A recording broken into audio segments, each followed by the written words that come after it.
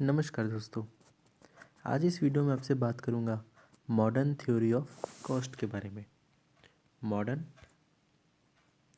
Theory of cost ये एक important theory है जो कि कॉस्ट चैप्टर के अंतर्गत आती है। इसका प्रतिपादन अगर हम बात करें ये किसने खोजा था, इसका प्रतिपादन किया था स्टिगलर, STIGLER,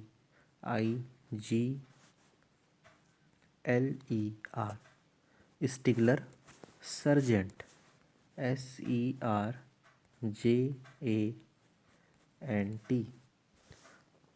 और फ्राइडमैन, FRIEDMAN। इन लोगों के द्वारा इसका प्रतिपादन किया गया था। ट्रेडिशनल थ्योरी के अनुसार जो कॉस्ट होती है वो हमेशा यू शेप्ड में होती है, जबकि इस मॉडर्न इकोनॉमिस्ट के अनुसार वास्तविक जीवन में जो कॉस्ट होती है वो एल शेप में होती है। इसी बात को मैं आपको इंग्लिश में बताऊं तो modern theory of cost has been propounded by the economist like Stigler, Friedman, Florence and Sargent. according to the traditional theory costs are of u shaped, but according to the modern economist in real life cost curve are a shaped, l shaped। इसे हम modern theory of cost को समझने के लिए, आप जानते हैं cost दो तरीके की हमारे सामने दिखाई जाती हैं। एक होती है शॉर्ट टर्म कॉस्ट, एक होती है लॉन्ग टर्म कॉस्ट। इन दोनों को समझ के हम समझ पाएंगे कि मॉडर्न थ्योरी ऑफ कॉस्ट क्या है। तो मॉडर्न थ्योरी ऑफ, पहले हम समझेंगे modern theory of short cost, short term cost, फिर हम लोग समझेंगे कि modern theory of long term cost. ये दो कॉन्सेप्ट समझने पे हमको समझ में आ जाएगा कि एक्चुअली में मॉडर्न थ्योरी ऑफ कॉस्ट क्या कहना चाहती है। तो सबसे पहले हम शुरू करते हैं modern theory of short term cost के बारे में। जैसे कि ट्रेडिशनल थ्योरी में ये कहा गया था कि मॉडर्न थ्योरी ऑफ कॉस्ट हमेशा 4 प्रकार की कॉस्ट को स्टडी करती है। और वो 4 प्रकार की कॉस्ट क्या है? सबसे पहले आपके सामने आती है एवरेज फिक्स्ड कॉस्ट, फिर आती है एवरेज वेरिएबल कॉस्ट, फिर आती है average cost in short run, और चौथी आती है मार्जिनल कॉस्ट। ये 4 प्रकार की कॉस्ट हमको ट्रेडिशनल थ्योरी में पढ़ना पड़ेगा, समझना पड़ेगा, पढ़ा था और मॉडर्न थ्योरी में भी हम पढ़ेंगे। तो सबसे पहले शुरू करते हैं एवरेज फिक्स्ड कॉस्ट के बारे में।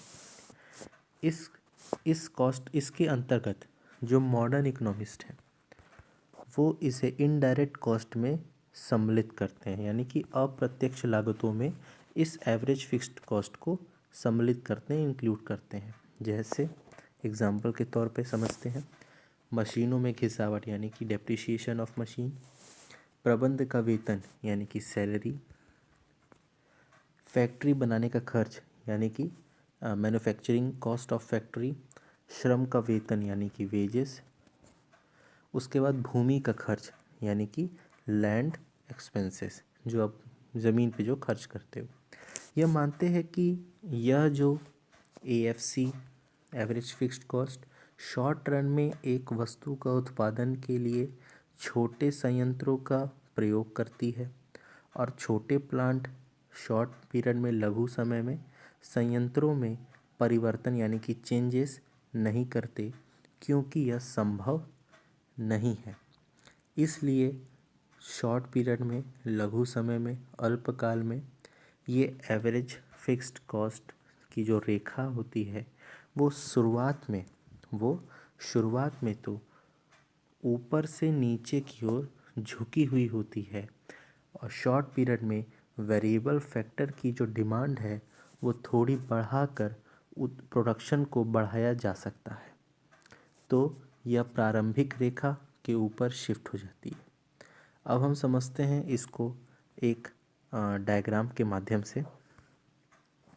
ये जो डायग्राम आप यहाँ पे देख पा रहे हैं, लघु काल में, शॉर्ट पीरियड में मैक्सिमम प्रोडक्शन यहाँ पे देखा जाए तो एक सेकेंड, लघु काल में शॉर्ट पीरियड में मैक्सिमम प्रोडक्शन यहाँ पे देखा जाए तो हमको यहाँ पे OB मात्रा के बराबर किया जा सकता है, इसलिए MB, इसलिए MB यानी कि ये वाली लाइन MB मैक्सिमम प्रोडक्शन को इंडिकेट कर रही है और NA या कह सकते हैं OA उत्पादन की प्रोडक्शन की मिनिमम प्रोडक्शन को इंडिकेट कर रही है। यानी ये मैक्सिमम प्रोडक्शन को इंडिकेट कर रही है और ये मिनिमम प्रोडक्शन को इंडिकेट कर रही है। यहाँ पे देखा जाए तो हम AFC की बात करें, ये ऊपर से नीचे की ओर झुकी हुई है, जो कि यह बता रही है कि जैसे जैसे आप उत्पादन यानी कि अपना प्रोडक्शन बढ़ाते हैं, शुरुआत में जो ट्रेंड रहता है वो टॉप से लेकर बॉटम में रहता है। और हम बात करें इस A की, इस B की, यहाँ तक उत्पादन जो है ये बढ़ के उत्पादन वेरिएबल फैक्टर बढ़ जाता है, जिसके कारण जो AFC रहती है वो ऊपर की ओर शिफ्ट हो जाती है। यानी कि जैसे जैसे आप प्रोडक्शन बढ़ाते हैं, जो ट्रेंड जो है वो टॉप टू बॉटम का ट्रेंड है, और जो ये A और ये B है ये उत्पादन बढ़ाने के कारण ये जो होता है, ये वेरिएबल फैक्टर होता है, ये आपका बढ़ के C और D हो जाता है। शॉर्ट पीरियड की अगर हम बात करें तो शॉर्ट पीरियड में फिक्स्ड फैक्टर्स में किसी भी प्रकार का चेंजेस नहीं अगर हम लोग करते हैं तो जो डिमांड रहती है वो बढ़ जाती है, लेकिन वेरिएबल फैक्टर में चेंजेस किया जाता है, जिसके कारण ये AFC की जो कॉस्ट है ये हमारे पास निकल के आ जाती है C और D के बराबर। ठीक है, तो ये था हमारा एवरेज फिक्स्ड कॉस्ट का एक्सप्लेनेशन और उसकी डेफिनेशन। आगे अगर हम चले तो ये जो आप डायग्राम देख रहे हैं ये डायग्राम हमारा है एवरेज वेरिएबल कॉस्ट का। एवरेज वेरिएबल कॉस्ट, इसके पहले जो प्राचीन अर्थशास्त्री थे यानी कि जो ट्रेडिशनल इकोनॉमिस्ट थे उनके अनुसार हमने ये पढ़ा था कि जो एवरेज वेरिएबल कॉस्ट का आकार जो होता है वो यू शेप्ड में होता है, लेकिन मॉडर्न इकोनॉमिस्ट के अनुसार ABC यानी कि एवरेज वेरिएबल कॉस्ट का जो आकार प्रारंभ में शुरुआत में ऊपर से नीचे, फिर parallel to OX axis, then नीचे से ऊपर की ओर बढ़ता है। ठीक, ये SAVC यहाँ लिखा हुआ है, इसका मतलब हुआ शॉर्ट एवरेज वेरिएबल कॉस्ट। अब हम इसकी ट्रेंड की बात करते हैं। पहले तो ये ऊपर से नीचे की ओर झुकी हुई है, इसलिए SAC जो है ये बढ़ता है और SMC जो है ये घटता है। फिर ये B से लेके C तक OX, ये OXX के पैरेलल है, जो कि ये बताता है कि SAS और SMC दोनों एक दूसरे के बराबर हैं। फिर उसके बाद ये C से D की ओर बढ़ती है, C टू D जाती है, तो SMC यहाँ पे हमें ये बताता है कि SMC SAC की तुलना में तेज़ी से बढ़ने की प्रवृत्ति होती है SMC में। इसलिए मॉडर्न साइंटिस्ट या कह सकते हैं मॉडर्न इकोनॉमिस्ट के अनुसार यू शेप्ड में नहीं उपर्युक्त आकार हो सकता है इस एवरेज वेरिएबल कॉस्ट का। ठीक है, ये आपको समझ में आ गया एवरेज वेरिएबल कॉस्ट। आगे चलते हैं, ये है हमारा शॉर्ट रन एवरेज कॉस्ट।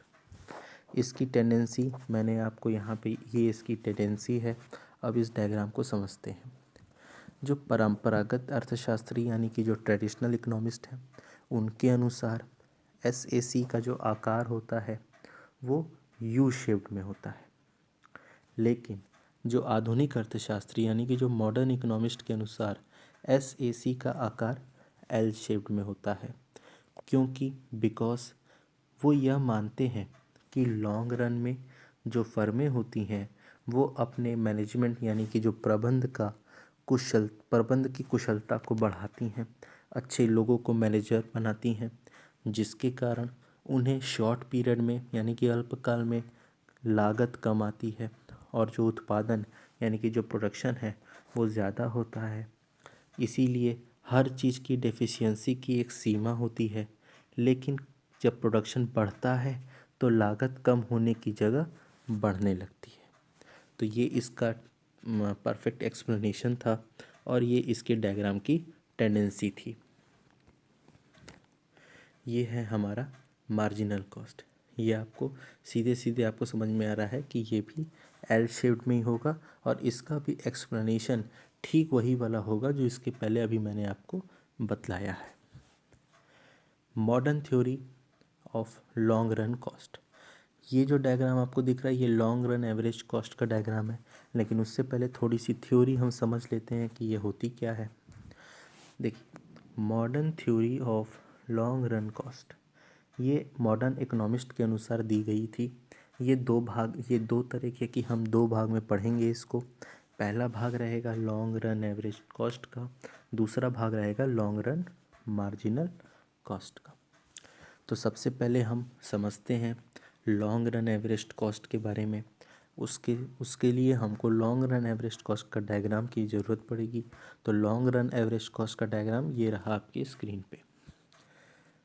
इसके पहले हमने पढ़ा था कि एक फर्म 3 संयंत्रों का प्रयोग करके 1000, 2000 या 3000 यूनिट्स का प्रोडक्शन कर सकती है। इसमें हम पढ़ते हैं कि एक फर्म 4 संयंत्रों का प्रयोग करती है। 4 संयंत्रों का प्रयोग करती है, ये मैं एम्फेसाइज कर रहा हूँ, ये इम्पॉर्टेंट पॉइंट है। और आधुनिक अर्थशास्त्री यानी कि मॉडर्न इकोनॉमिस्ट के अनुसार हर एक प्लांट अपने क्षमता का केवल 2/3 ही प्रयोग कर पाता है, 1/3 अपने क्षमता का प्रयोग नहीं कर पाता है। और जब इन विभिन्न संयंत्रों के मध्य बिंदु से जब इनमें विभिन्न ये जो संयंत्र आपको दिख पा रहे हैं 1, 2, 3, 4, इन दोनों की ये जो मध्य बिंदु से एक रेखा काटती है, वह रेखा LAC कहलाती है। तो केवल एवरेज कॉस्ट यानी कि औसत लागत का ही पता लगाया जा सकता है। केवल एवरेज कॉस्ट का ही पता लगाया जा सकता है दीर्घकालीन औसत लागत से। यह एक चित्र के द्वारा नीचे बतलाया गया है, यानी कि ये जो चित्र है आपको ये यहाँ पे बतलाया जाता है। ये चित्र हमको ये बताता है कि जो SAC1 है ये हमको बताता है कि ये सबसे छोटी मशीन है। सभी संयंत्रों के द्वारा, ये जो संयंत्र आपको दिख पा रहे हैं यहाँ पे, संयंत्र मतलब मशीन्स के द्वारा केवल 2/3 का ही प्रयोग हो रहा है। आधुनिक अर्थशास्त्री के अनुसार जब हम प्रत्येक संयंत्रों के मध्य बिंदु से एक रेखा खींचते हैं, ये जो रेखा आपको यहाँ दिख रही है वही रेखा LAC के नाम से कहलाती है। और इस डायग्राम में जो LAC है वो हमारी यही है। तो इससे हम समझ पाते हैं कि लॉन्ग रन एवरेज कॉस्ट का असली मतलब क्या है और इसे हम किस तरीके से समझ सकते हैं। आगे चलते हैं। ये लॉन्ग रन मार्जिनल कॉस्ट का डायग्राम है। ये लॉन्ग रन मार्जिनल कॉस्ट ठीक LAC के भांति LMC भी, LAC यानी कि लॉन्ग रन एवरेज कॉस्ट और LMC मतलब लॉन्ग रन मार्जिनल कॉस्ट। तो ये जो लॉन्ग रन मार्जिनल कॉस्ट है ये LAC के भांति भी उसी आकार की होती है, इस वजह से यह भी L शेप्ड में होती है। फिगर 1 में हम देख पा रहे हैं कि जो LAC है वो J शेप्ड में हमको दिखाई दे रही है और LMC का भी शेप जो है वो J शेप्ड में हमें यहाँ पे दिख पा रहा है। यहाँ पे जो LAC है और LMC, यहाँ पे ये दोनों LAC और LMC ये दोनों एक दूसरे के बराबर है यहाँ पे। तो इसमें हमको दिखता है कि LAC is equal to LMC। और यहाँ पे हम देख पा रहे हैं कि OX पे हमने प्रोडक्शन दिखाया है और OYX पे हमने कॉस्ट दिखाई है। तो लॉन्ग रन एवरेज कॉस्ट और लॉन्ग रन मार्जिनल कॉस्ट ये दोनों एक दूसरे के यहाँ पे हमको बराबर का इंडिकेशन दे रही है। इस फिगर के हम बात कर सकते हैं। यहाँ पे हमको दिख पा रहा है कि यह प्रारंभ में शुरुआती दौर में ये जो LMC है ये जे शेप्ड में है। फिर ये कुछ देर के बाद ये एक बार में ये इक्वल हो जाएगी LAC के, और जब ही ये इक्वल हो जाएगी LAC के, या हम कह सकते हैं जब ये OXX के X पैरेलल हो जाएगी, OXX के पैरेलल हो जाएगी, तो ये LAC is equal to LMC हो जाएगी। तो यहाँ पे हम देख पा रहे हैं कि LMC जो है वो नीचे आके आके आके हमको यहाँ पे जे शेप्ड का रूप यहाँ पे ले रहा है। यहाँ पे भी मैं आपको बता दूं कि OYX पे मैंने लागत को दिखाया है यानी कॉस्ट को दिखाया है, और OXX पे मैंने प्रोडक्शन को दिखाया है। तो ये इसका एक एक्सप्लेनेशन था कि किस तरीके से लॉन्ग रन मार्जिनल कॉस्ट और किस तरीके से लॉन्ग रन एवरेज कॉस्ट हमको यहाँ पे एक्सप्लेन करने की आवश्यकता पड़ी थी, और क्या क्या चीज़ें हमको ध्यान में रखनी चाहिए। उम्मीद करता हूँ आपको ये वीडियो पसंद आया होगा। लाइक कर दीजिएगा इस वीडियो को, और चैनल पे नए हैं तो चैनल को सब्सक्राइब कर लीजिएगा। धन्यवाद।